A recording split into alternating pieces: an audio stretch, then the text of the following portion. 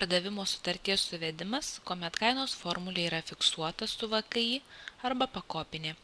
Šis vaizdo įrašas yra skirtas parodyti vartotojui, kaip susivesti pardavimo sutartis, kuomet taikoma kainos formulė fiksuota su VKI arba pakopinė.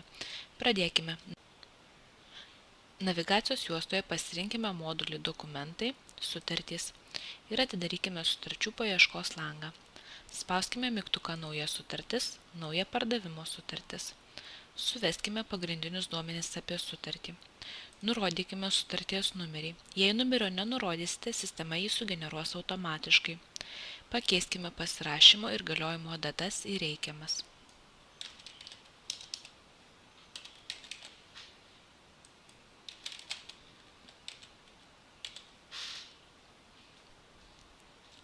Parinkime pirkėją.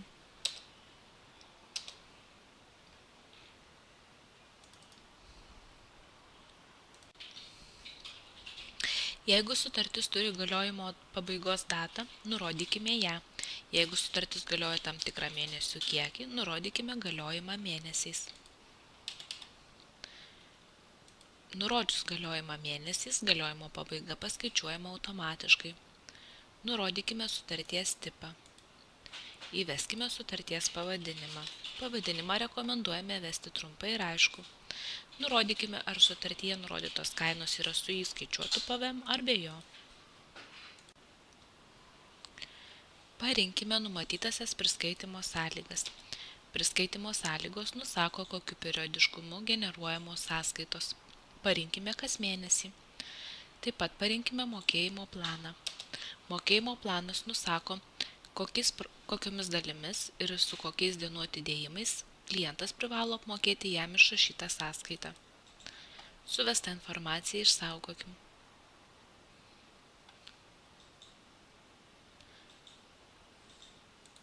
Atidarykime skiltį sutarties objektai ir spauskime mygtuką Pridėti priskaitimą.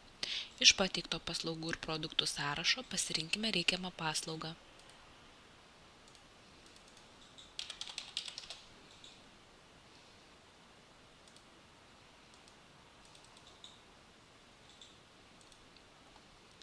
Nurodykime kainos formulę fiksuotą su VKI.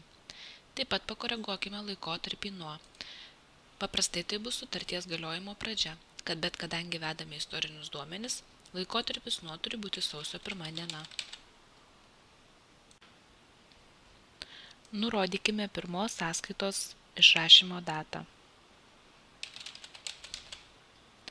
Informaciją išsaugokim. Spauskime mygtuką Atributai ir nurodykime nuomojamos patalpos bazinę kainą kvadratiniam metrui bei plotą.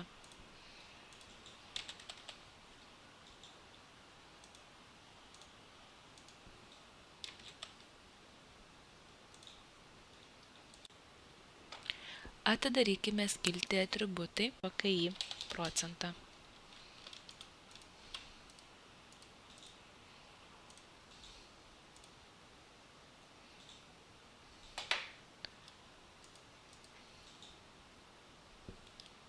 Nurodykime VKI procentą bei galiojimo datas.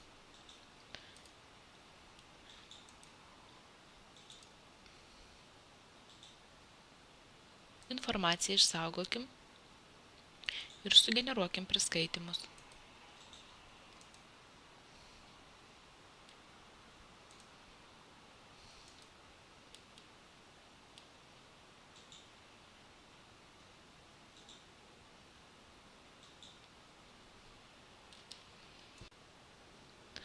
Dabar pademonstruosiu, kaip suskaičiuoti nuomos kainą, kai kainos formulė yra pakopinė. Sutarties pagrindinės informacijos suvedimas yra analogiškai kaip prieš tai matytas. Skiriasi tik tai kainos formulė bei jos atributų suvedimas. Parinkime, kad kainos formulė yra pakopinė bei spauskime mygtuką Atributai. Nurodykime bazinę kainą bei jos galiojimo ribas. Nurodykime, kad pirmaisiais nuomos metais nuomos kaina yra viena, po metų jinai pakinta.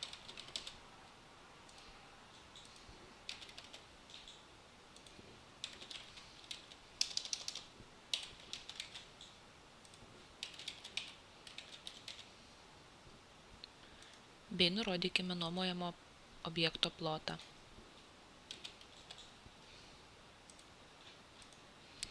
Suvestą informaciją išsaugokime ir generuokime priskaitimus.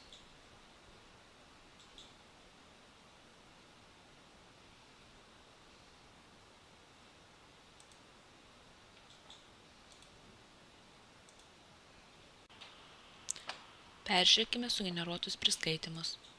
Matome, kad pirmaisiais metais kaina buvo viena, antrais metais buvo taikoma kita.